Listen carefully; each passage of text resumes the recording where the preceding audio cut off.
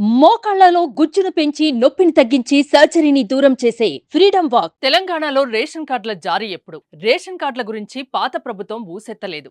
మరి అధికారంలోకి వస్తే ఇస్తానన్న కొత్త సర్కార్ ఎప్పుడిస్తోంది? ప్రస్తుతం రాష్ట్రంలో రేషన్ కార్డుల కోసం ఎదురుచూస్తున్న వారిలో తలెత్తుతున్న ప్రశ్నలివే.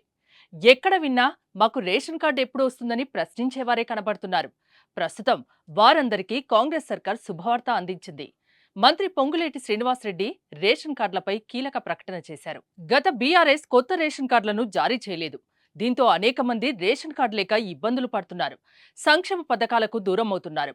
కాంగ్రెస్ ఎన్నికలకు ముందు అధికారంలోకి వచ్చిన వెంటనే అర్హులకు కొత్త రేషన్ కార్డులు ఇస్తామని హామీ ఇచ్చింది. ప్రజాపాలన కార్యక్రమంలో లక్షలాది మంది కొత్త రేషన్ కార్డు కోసం అప్లై చేసుకున్నారు కూడా.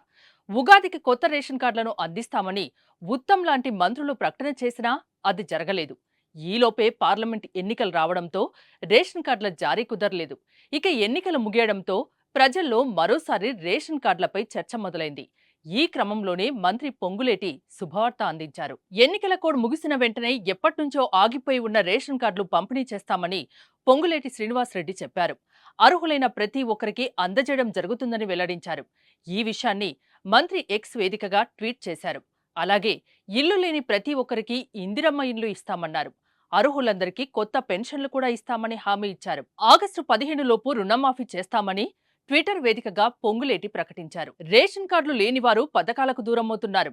అన్ని పథకాలకు తెల్ల రేషన్ కార్డే ప్రామాణికం కావడంతో చాలా పేద మధ్యతరగతి కుటుంబాలు అనేక ఇబ్బందులు పడ్డాయి.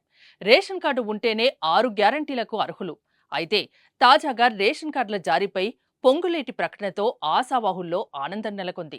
సుమన్ టీవీలో మీ పర్సనల్ అండ్ బిజినెస్ ప్రమోషన్స్ కోసం కింది నెంబర్కి కాంటాక్ట్ చేయండి.